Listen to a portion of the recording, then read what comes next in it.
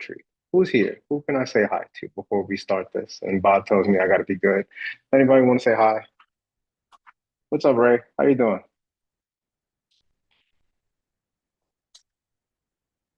Anyone say hi before we record? What's up, Ray? Good evening, Michael. Thank you for setting this up.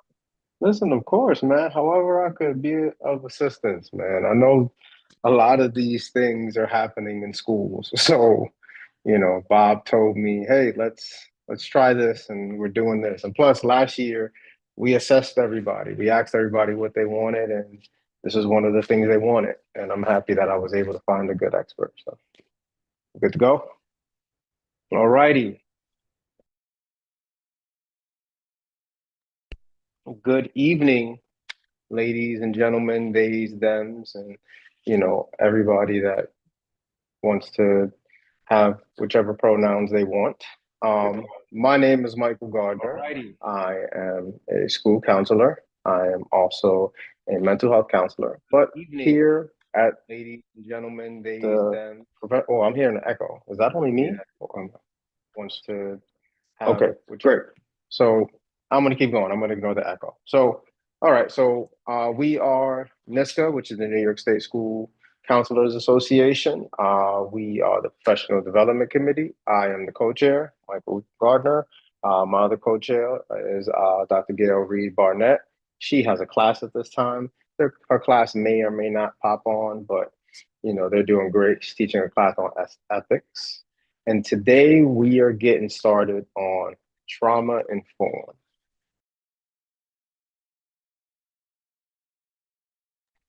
So, without further ado, I'm going to introduce you, Miss Thomas, because you're gonna have to wait for me to introduce you. But not, yes. So, excuse me, everybody. I have a great relationship with Miss Jennifer Thomas, and she has, like, I mentioned earlier, she has been instrumental in my journey, not only as a mental health counselor, but also as a school counselor, where I learned a lot of my mandated counseling skills was from her.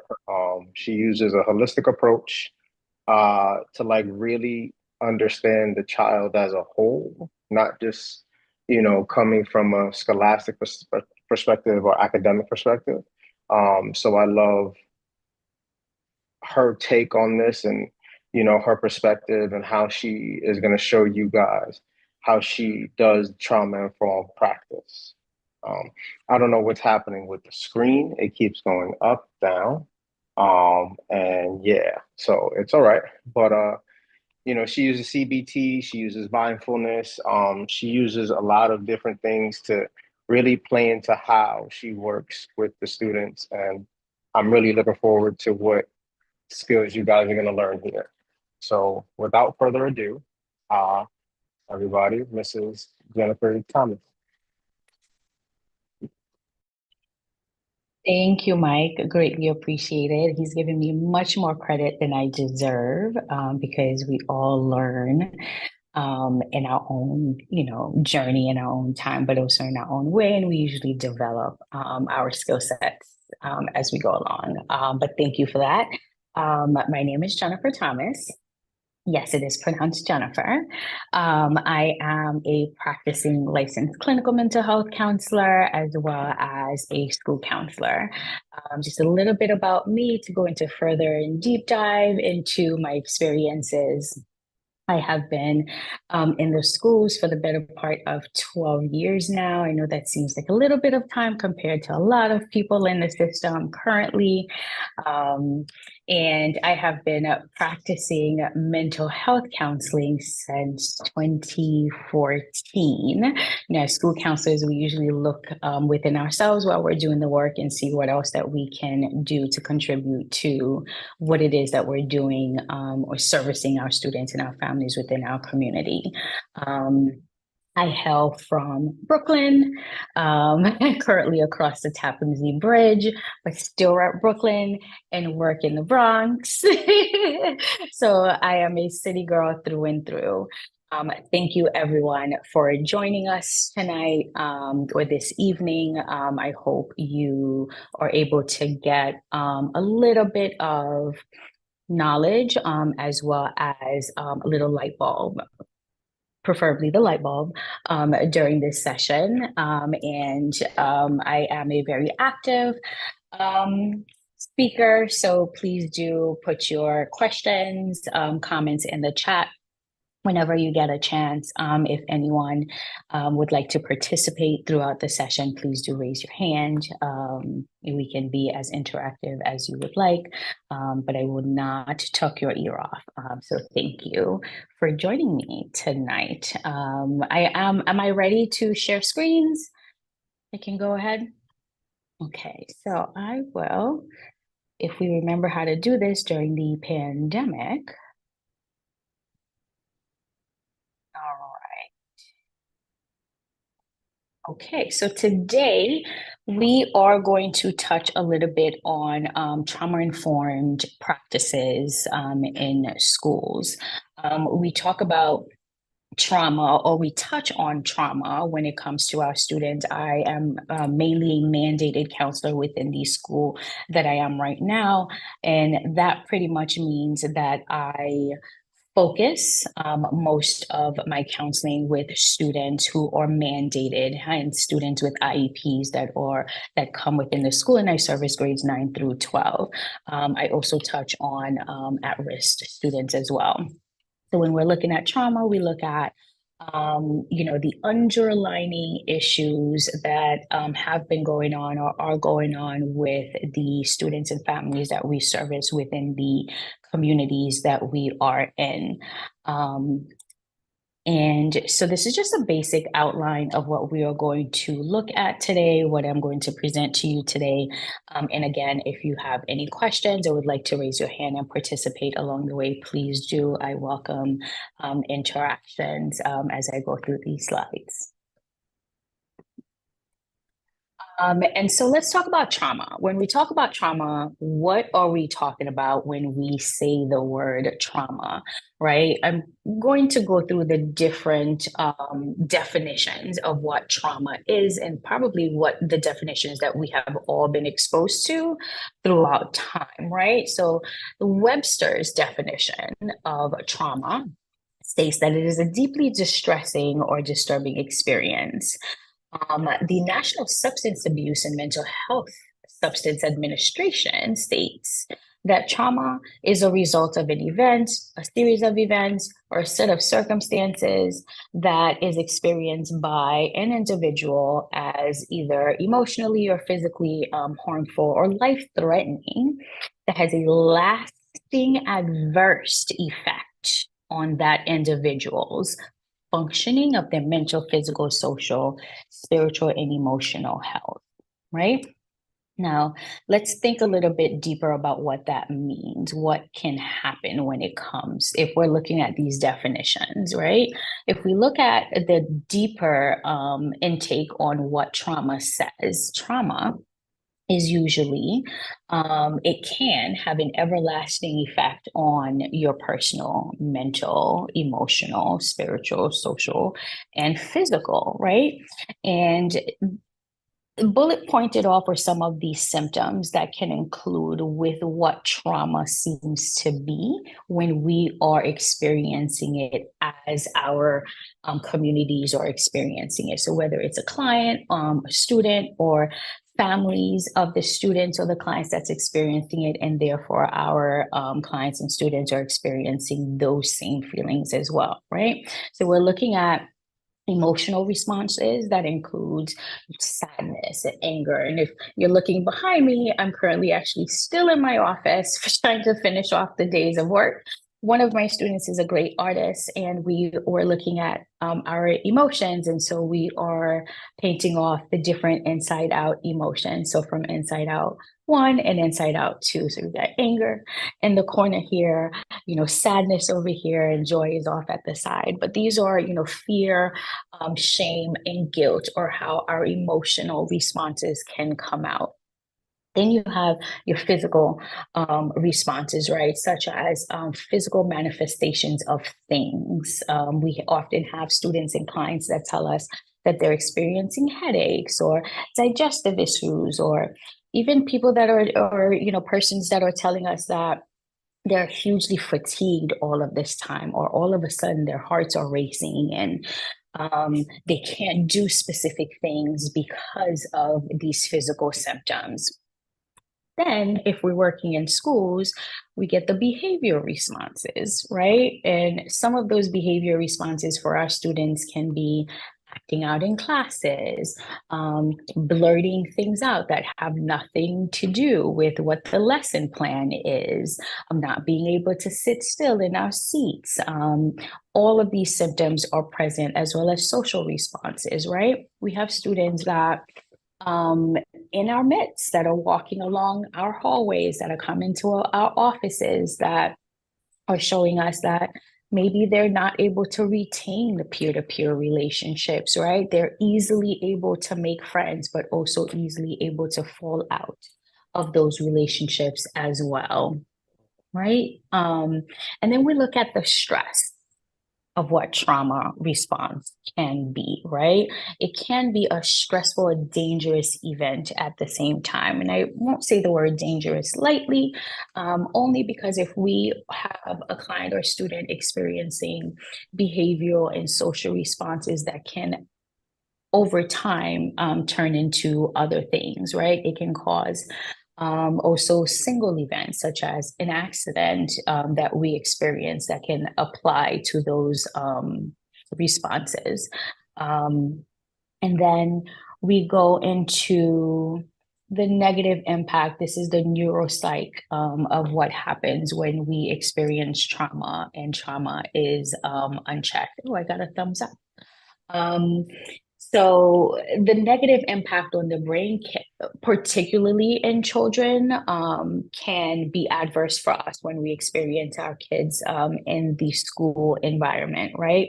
When we have repeated exposure to the stress hormones that can lead to poor brain function development, or it just makes it harder for our students and some of our clients, if we serve the younger population, to respond appropriately to the norms, right? And what do I mean by the norms in responding appropriately? And that can mean different things for different people in the diverse environments. But for example, let's say we have a student, we're working in a school, we have a student that we see in the hallways that comes to us very frequently, but we notice something that's just, we haven't been able to pinpoint or put our finger on the thing that's going on. But through conversation, we've learned that certain things have happened to this child and their family. They've either been displaced, physically, they're not in a stable home environment. They're either jumping from couch to couch, or they've frequented shelters often, and so forth. And so when it comes to usually boundaries, some of those students don't know where the boundaries lie when it comes to personable relationships, or even asking for basic needs, raising your hands in class and asking for things. They might just get up and go and grab because that is what they're used to, and so forth. Go back a little bit. So just to go through finishing the definition of what trauma is, Judy Herman, who has a book called Trauma and Recovery that she wrote back in 1992, which is still very relevant today. So if you're able to pick up a copy, I would highly recommend it. But Judy noticed or noted in her book that traumatic events can often render their victims helpless by an overwhelming force. It also can involve threats to life and bodily integrity, or close personal encounters with violence and death. Traumatic events are disruptive. They disrupt a sense of control, connection, and meaning. They can confront the human beings with extremities of helplessness and terror, and they can evoke the responses of catastrophe, right? So what does all of that mean? Especially the last one, evoke the response of catastrophe. So a lot of our experiences with trauma, especially underlying trauma that has yet to be paid attention to or serviced, let's say, can in one way, shape, or form develop responses in a person that tells that person for brain development, right, from the previous slide, that anything negative that happens after the traumatic event can just be total catastrophic events that are happening to them in the here and now.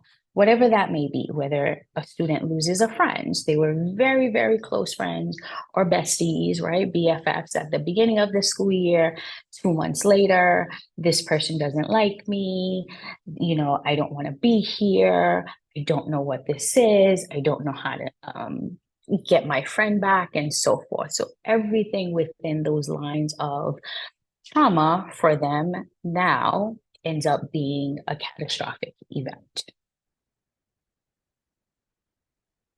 Right? And so I'm going to take a little break. I'm going to give everyone like 60 seconds to take a moment, and we can type in, just please share out what are some of the traumatic events your students and families and clients have experienced.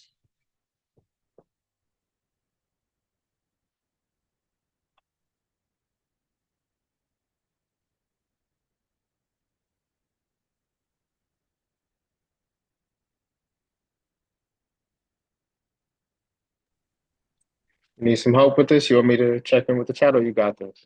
I believe I have the chat up, or we can popcorn it off if everyone would like to just unmute themselves.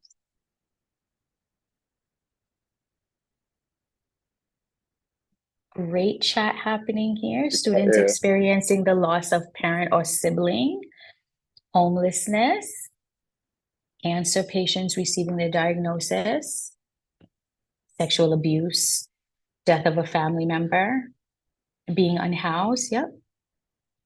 Coming to the country illegally alone at a young age, being separated from your family when you're coming to the country illegally. Loss of a classmate through subway surfing. Absolutely. That seems to be a thing with kids now, right? Our students. There's been a lot of, especially in the Queens area, there's been a lot of subway surfing incidences happening in the past year or two. Suicide of a peer, parents with cancer, absolutely. Death of a father or sibling during the same incident, absolutely. Students who have been physically abused, migrations, house fires, absolutely. Wonderful. Immigration, homelessness, yep. Witnessed the murder of a parent or abuse, sense of not belonging, absolutely. These are all wonderful, right? As you see on your screen, some of these traumatic events that all of you have actually touched base on, right? Which is great in the sense that we know what these traumatic events are. And so we are working together and with our families, with our students to navigate how to go through these traumatic experiences, right? So this list is here. Bullying is included in that, natural disasters. Of course, we have violence, war, even. We are in times where war is happening throughout the world. Immigration, refugee, incarceration of a parent, loss of a pet. Yes, indeed. Loss of a pet is huge for a lot of people. I have a dog. He's 10. I am now getting myself ready for a traumatic event because I know in several years she may no longer be with me, right? Traumatic events. So we have come to a place where we understand what traumatic events are. We have had experiences with our clients and our students on traumatic events. And so now we're going to just touch a little bit about how it is that we work with trauma, right? And I think a little bit of part of that is, the feelings of sometimes helplessness we have in understanding what our clients and our students' trauma is in order to work with them. Right? So a little bit about school counseling and how to how to do a trauma-informed practice while you're in the school system, because, you know, licensed mental health counselor, school counselor, we're told all the time that mental health counseling does not belong in the school building, and school counselors don't do mental health counseling, right? Because we're not clinicians. Says everyone else except for us, because we are usually the clinicians in the building, right? We deal with all of the emotions. We deal with the backlash, right? All of those responses that we get from our students. We are the ones that mitigate all of these feelings and emotions. We break them down, we pluck them little by little. ASCA actually, on their website, has their position, right? Our guideline as school counselors, based on what school counselors and trauma-informed practice is and what it looks like. So ASCA's, and this is available on their website, believes that school counselors must understand the impact of adverse childhood experiences, right? All of those experiences and what they have on students' academic achievements and social emotional development. As school counselors, even as mental health counselors, our job when it comes to working with students is actually making sure that our students are able or socially, emotionally stable, right? So that they can get through their academics, so that they can reach those 4 years after high school, 3 years or 4 in some places after middle school. So our little kindergartners can make it to can step up to the next grade and so forth, right? ASCA tells us that through the implementation of a school counseling program, school counselors strive to identify, support, and promote the success of students who have experienced trauma. So our role in itself becomes a clinical role, if you think about it, because of the information we have to put in our brain in order to deliver onto our students, our student body, our communities, all in all, right? The schools are increasingly recognized now for the lasting negative impact on children exposed on traumatic experiences. And if we look at David Seau in 2022, he says that children's trauma exposures, or either direct, because they're direct victims, and we listed what it is that we have experience with as a traumatic event. So they either are either direct victims or they have witnessed. So the students in the chat, we wrote incarcerated parents or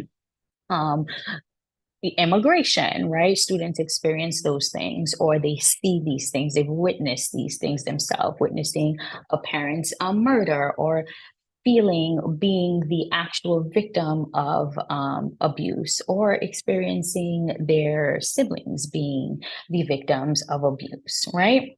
So usually these can lead to social and emotional harms that manifest in negative ways in school. And of course, we're going through this again, right, with our students, the responses that they show us. Low academic performances, right? How do we identify these students?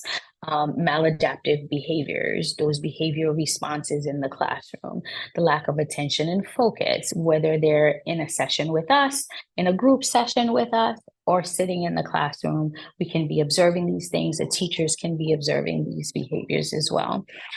Increased absences, right? And dropout rates. So increased absences have been something that we as counselors are paying more and more and more and more attention to after we've gone through the pandemic, right? We were locked up for periods of times, and that in itself is trauma, right? Of shared traumatic experiences, even for us as the staff and faculty and therapists. That is one shared experience that we all have that was fairly traumatic for a lot of us. And it takes us a little while as adults to get through what that was for us. So can we imagine how long it's going to take our kiddies to get through that experience as well, right? For memory, sometimes we have kids that tell us, Miss, I just don't remember. Like I go to class, but I did the do now. We took the test and I just don't remember. And then you're like, "Oh, what do you mean you don't remember? We just did it in class 15, 20 minutes ago." They're like, yeah, miss, I just don't remember. I just have bad memory, right? Or you make an appointment with a student, you have a sitting appointment with a student, they never remember to come to you, right? You can go and find them. They may be cutting class at the moment, or you happen to see them one day and you're like, hey, you missed our appointment. What happened? Oh, miss, I'm so sorry. I just didn't remember. I don't know.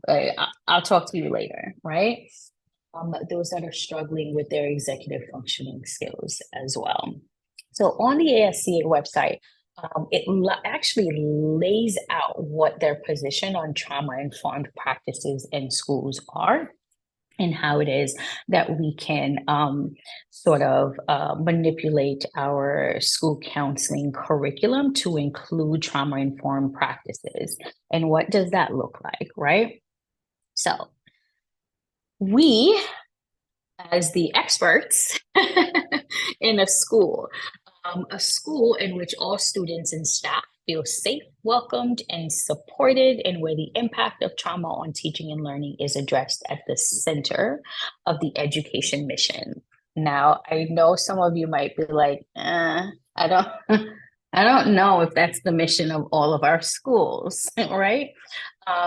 Probably not. However, it is our mission, right? We are in a world where staying safe for a student is actually a thing. Most of our students who have gone through traumatic events actually feel safe coming to school when they are able to, if they have chronic absences, right? Or even if they're here every single day, this is their safe space. You are probably the safe space for a multitude of students right now, right?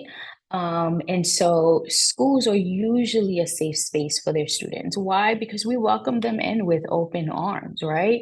A place in which students and staff feel safe, welcomed, because we're opening up our arms, we welcome them with open arms.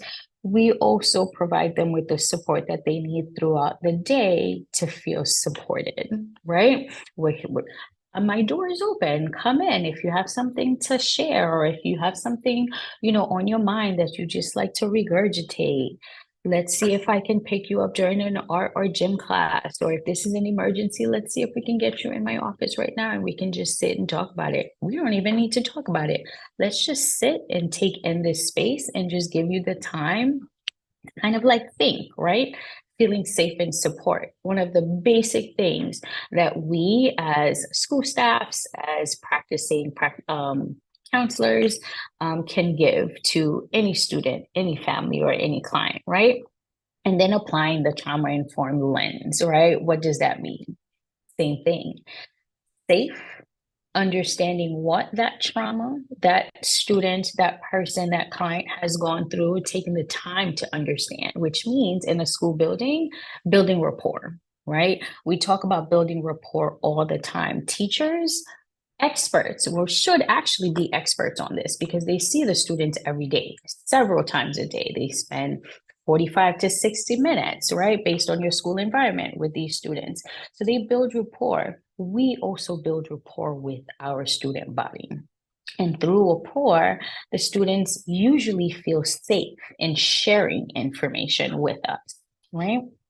So the trauma-informed lens is understanding, one, the trauma of the students and your clients, and two, understanding how to build that rapport so that you can let that person express to you without, sometimes we do have to pull a tooth, but the gist is without having to pull that tooth, right? Making the person, the students, the client feel welcome within that space, so that there is no quorums for them about the thing that they would like to share, right?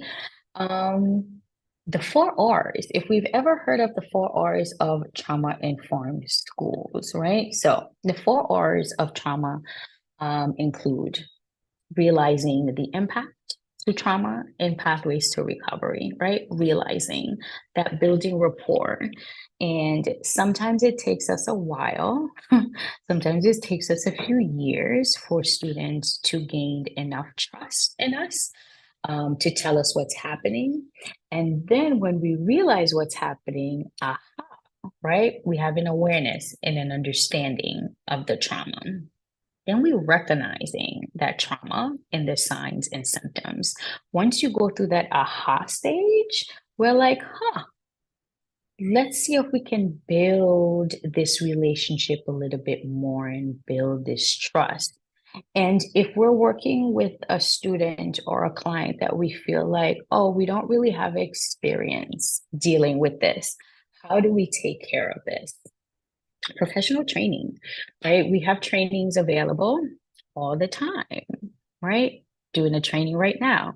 There are trainings that are available across the board through various organizations, which at the end of this presentation, I do have a slide with those resources for you.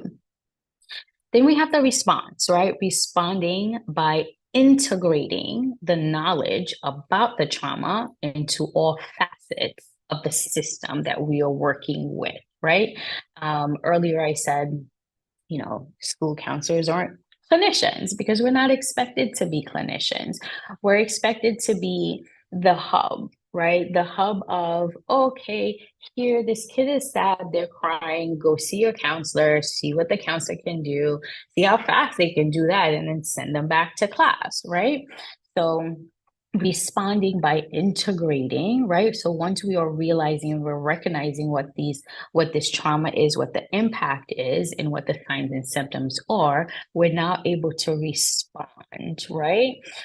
In all facets of the system meaning the school system.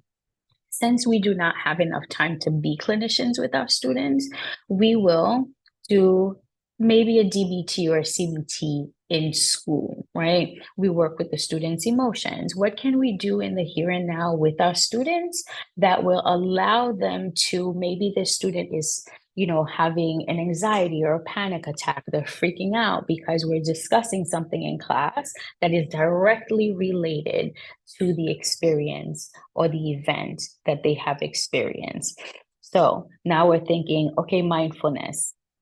Let's take a moment, let's breathe, let's drink some water, let's breathe it out backwards from 10, close your eyes, and let's see whether or not we can have this student talking to us or at least give us a hint of the thing that is triggering them in the moment.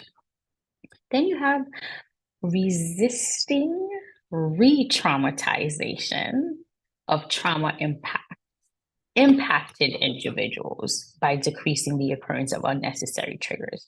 That's a lot of words, but we're going to focus on the word resisting, right? Resisting re-traumatization. So a lot of times we are extremely careful when we hear that something traumatic has happened to one of our clients or one of our students. Re-traumatization can happen at any given point in time when the signs and symptoms are present within that student or the client. The signs are present, and then we're doing the thing, right? Sometimes we may have had an experience from a long time ago where we have a student, and I use an example, who had a bad, maybe living situation where, parental figures yell all the time. And we have in our school a great dean who tends to yell all the time. Maybe he's screaming from down the hall, get to class. But this student, because of the yelling, is having a visceral reaction. Maybe they're having a panic attack in the moment, right? What can we do to help that student and then refrain from re-traumatizing that student? We as counselors, school staffs, we cannot do our work without other individuals in the school building. right? Especially mandated counselors. I personally can't do my work without everyone else in the building. I talk to the school secretary, the principal, the operations people, all of the deans, coaches, teachers, volunteers, subs. All of these personnel that are inside the building help me do my counseling with students. So if I have a dean screaming in the hallway and then a student reacting to that, right? And the reaction, the sign and the symptom, one, they clench up, right? The eyes tend to bulge out and then they panic. I would pull that dean aside and say, hey, just so you know, I have a student not disclosing much information that just has such a visceral reaction to yelling in general, right? How can we work with, do you need me in the hallway to help you? Or, or I can think of something else. Maybe I will see if I can pick up this student right before transition, walk them to the next class before that yelling happens down the hallway, right? It's sort of like a continuum of care, a system of care. You have a climate of safety and support for that student, right? And then you just do it ongoing. This is an ongoing thing for our students, right? Until we learn, or until our students or our clients learn how to implement the skill set that we are giving them to take away with, right? So all of these, all the 4 R's, we come together with them and then we push it out, right? Any questions? Any comments? Wonderful. And so some of the classroom supports that we usually see, these are things that teachers do all the time, by the way, right? They start this at the beginning of the school year. We see teachers do their own little getting to know you each others. We as counselors do icebreakers, right? You build relationships. That is how we get to know our students. Rapport. That is how we get to know our students. That is how we get to know the things that they like, the things that they don't like, the things that have happened to them, but the things that they have experienced, seen, been exposed to, but also consistency. Our students come to school for consistency, structure, and routine, believe it or not. I work with high school kids, so it's like, I don't know about that, right? Half of them don't consistently go to class and they're not getting the structure or the routine that they need. But just the act of getting up in the morning, getting dressed, and coming to school and making it in the building is actually structure and routine for a student, for a client, right? As a therapist, a routine for one of my clients may be, you have your session at 4 o'clock, you've been home all day. Oh my gosh, I know I have to now get ready at like 2:45. I have to get up, brush my teeth, get dressed, and then make my way into the office to see my therapist at 4. That provides a routine. Routines for a lot of people provide structure. And when we do that on a consistent basis, amazing things can happen for our students. They will have the light bulb themselves, like, oh, this actually works for me. Or you can go, oh, this is actually working for this student. Let me mirror this for someone else and see if it works in the same manner, right? Visual schedules. There's so many clients and students that need to see things. I am a visual person as well. I have to put everything down on my calendar.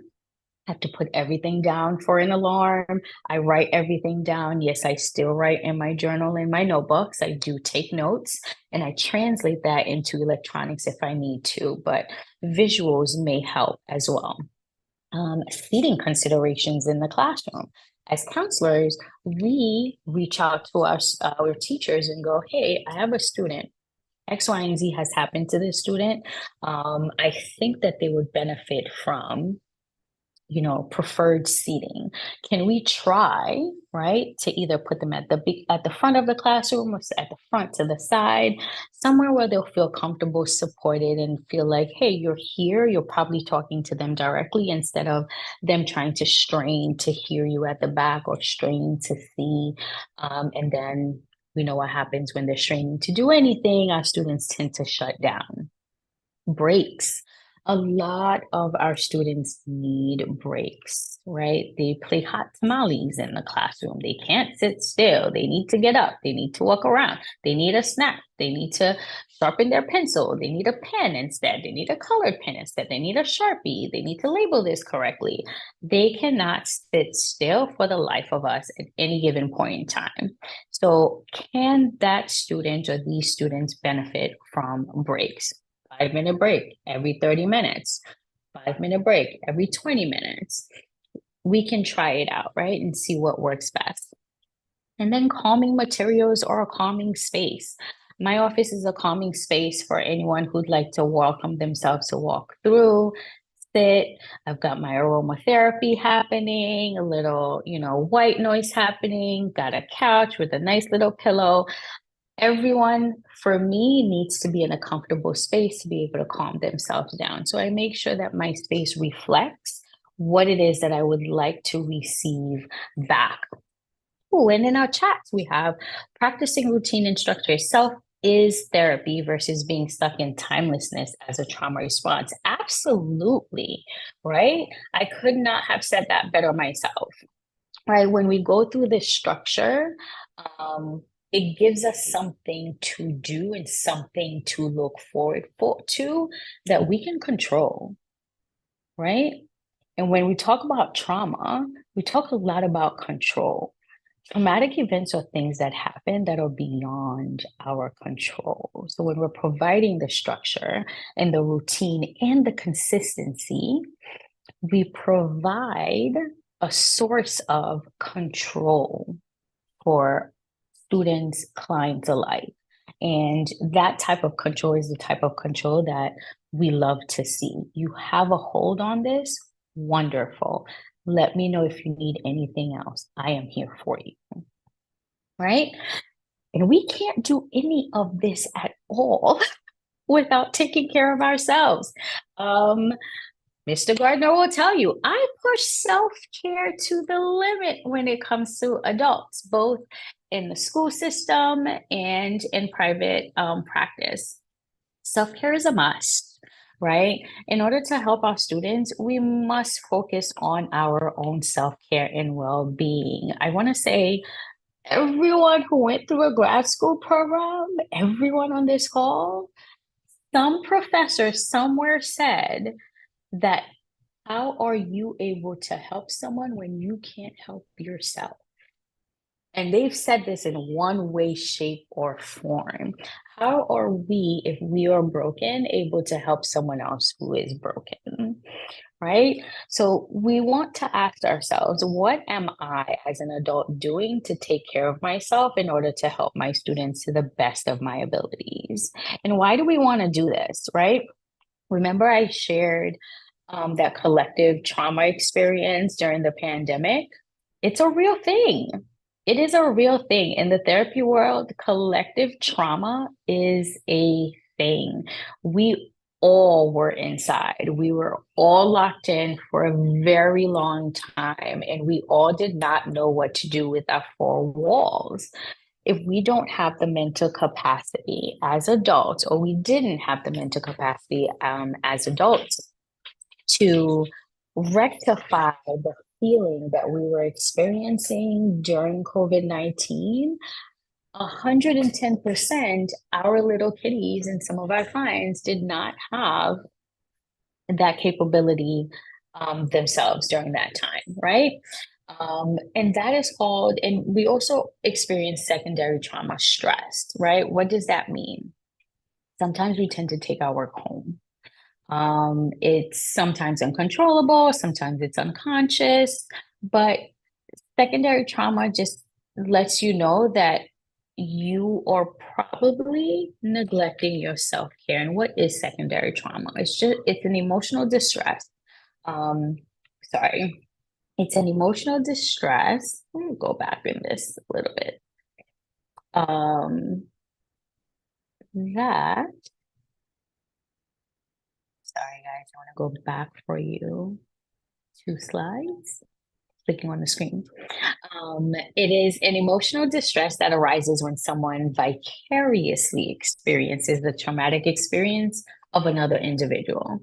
And you can experience yourself the symptoms and signs that the other persons are experiencing. You can experience increased anxiety, less tolerance for others, right? You're curt and you're short with people, fatigue, physical ailments, right? We say some of the things that manifest, or headaches, or stomach aches, or I just don't feel good today. I don't know if I want to go into the building today. I feel bad just waking up and thinking that I have to go into this school building because of all of the things that are happening with my students. You can feel numb, diminished concentration. We do lose concentration very, very frequently when we're talking about secondary trauma.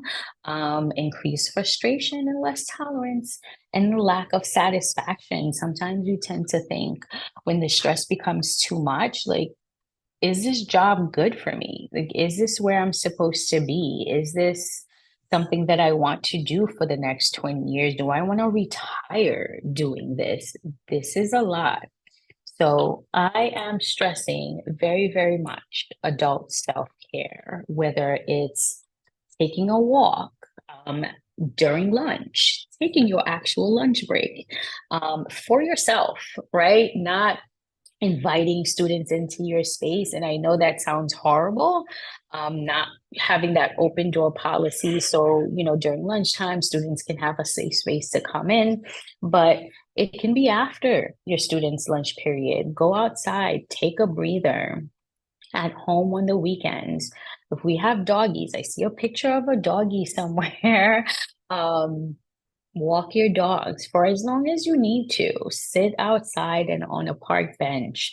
Um, Go to the library and read a book. I feel like we don't go to the libraries anymore, right? I love a physical book. I love holding a book, flipping the pages, reading through the pages.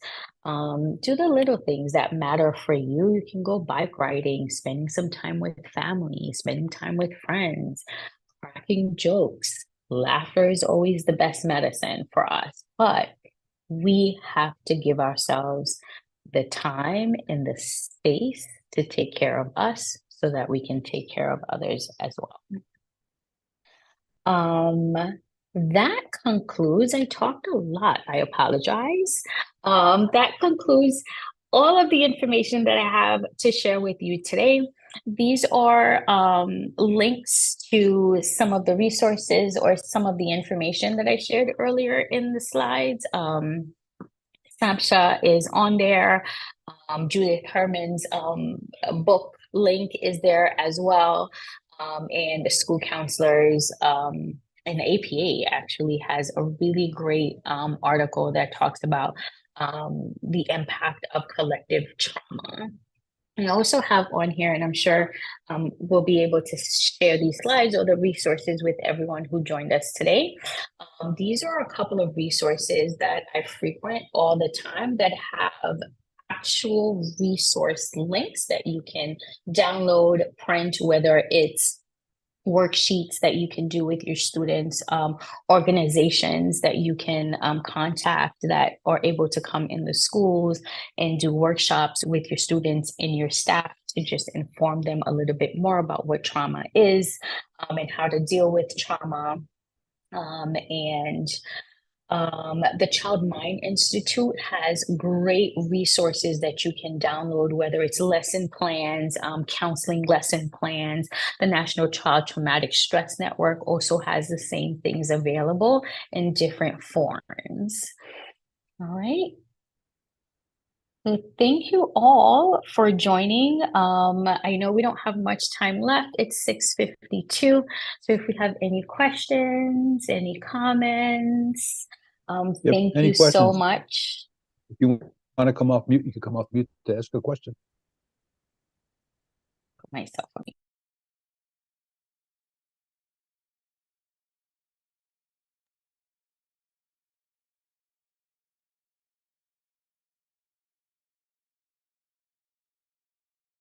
Yeah, that's okay too. So we'll share the slides, a copy of the or link to the recording, as well as a certificate of attendance tomorrow. And thanks for coming. I'm going to take it to share back to show you what's coming up to a computer near you. So in a couple weeks after the conference, we're going to have a session from the National Center for Women in Technology. They're going to do a session on computers for counselors for computing. They've done webinars for us in the past. They do a great job. And then right after the first of the year, we're going to do a session on the updated graduation requirements, which should be well attended, as it always is every year. Again, if you have any questions, profdeb@NYSCA.org gets the Professional Development Committee. And thanks for coming, and thanks for sharing our Thursday evening. Thank you, Jennifer, for your time and expertise. Thank you for having me. Sure. And I'll give you 7 minutes of your life back.